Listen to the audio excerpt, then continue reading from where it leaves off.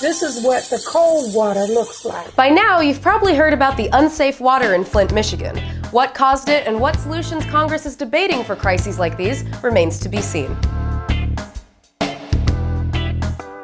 Water regulation used to be a real snoozer of an issue, but let's take a look at what happened to the tap water in Flint.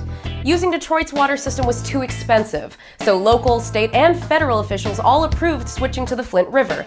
Turns out the water in the river was so corrosive that it stripped the lead from the transport pipes.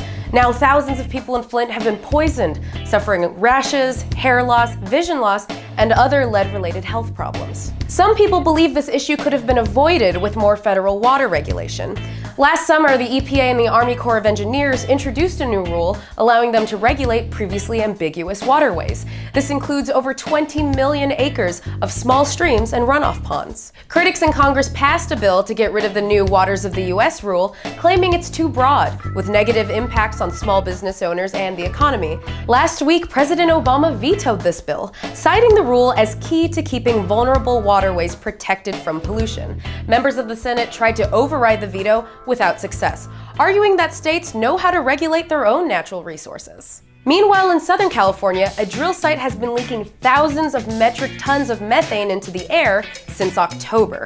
Residents have complained about headaches, vomiting, nosebleeds, and other symptoms. The incident has been called the air equivalent of the BP oil leak that devastated the Gulf of Mexico in 2010.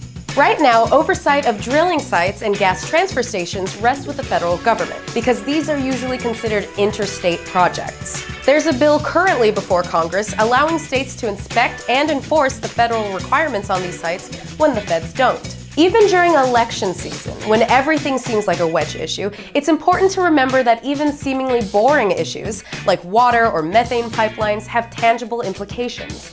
Members of Congress rarely, if ever, hear from their constituents on these issues. Head over to Countable, take a look at these bills, and let them know where you stand.